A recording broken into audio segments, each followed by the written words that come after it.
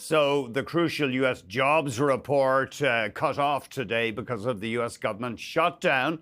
Let's get perspective on how this could affect Fed policy. We're joined by David Wilcox, Director of U.S. Economic Research at Bloomberg Economics and a Senior Fellow at the Peterson Institute for International Economics, and also former Director of the Division of Research and Stats at the U.S. Fed. So you know whereof you speak here. Thanks very much for joining us. So we've only missed, or the Fed and investors have only missed a bit of data so far, but the situation will get worse if the shutdown drags on? You're right, Andrew. It is one bit of data, but it is a big bit of data. It's probably the most important single indicator influencing monetary policy.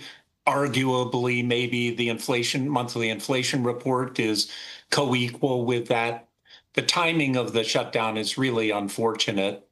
It's a little like exploring a dark cave with a not so good flashlight. You don't know exactly where you are, even under the best of circumstances. Yes. But now what's happened is that your flashlight just became less illuminating. It makes a tough job tougher. And remind us, I mean, labor is one half of the Fed's mission, isn't it? And so obviously, by definition, their hands are tied, or it's a hassle for them if they don't have jobs data. What would they resort to? They obviously they have other sources of data. What would they resort to if they don't have the normal information coming in? Yeah, a lot of commentators use the phrase "they're flying blind." That's not actually accurate. Think of it more like a mosaic, maybe by the famous French artist Marc Chagall. There are a lot of little stones that they try to piece into the mosaic in order to form a coherent picture.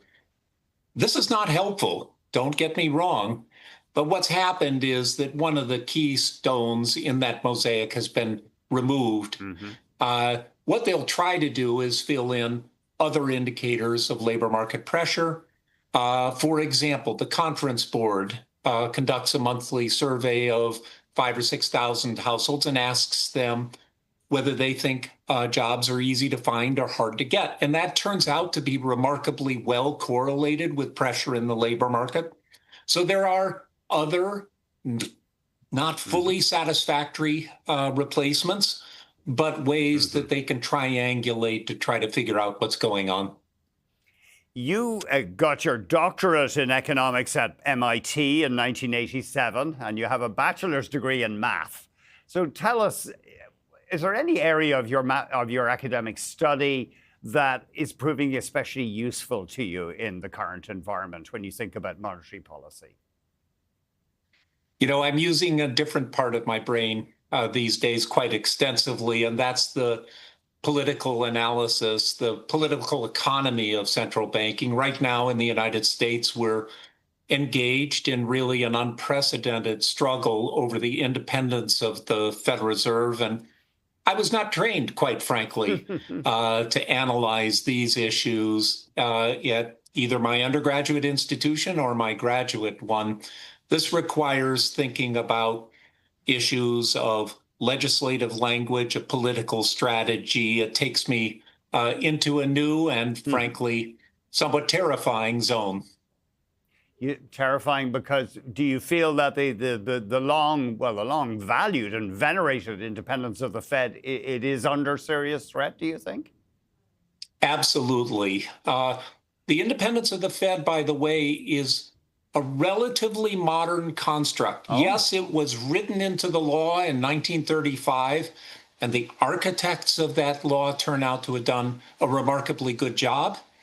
It was frequently regarded as a norm that could be busted really until the 1990s. The Bill Clinton administration codified the standard orthodoxy about an executive branch remaining silent about the conduct of monetary policy. That's been respected for the past 30 years, but President Trump, in his first term, violated that moderately, and now in his second term, he's really coming at the Fed hammer and tong. And could it ultimately reduce the credibility of the US dollar as a reserve currency? You bet. It could reduce the credibility of many aspects of the US economy. You just named one of them, the dollar.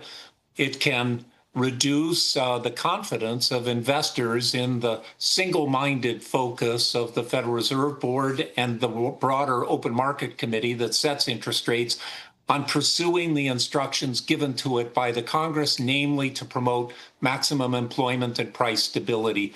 And once confidence in that single-minded pursuit of those objectives is shaken, it can take a very long time to restore it. So I fear that the damage that is being done currently... David, we'll have to leave it there. With your background in math, I would love to have you back if you're free. I'd love to get your opinion on AI and its role in economic analysis, if any.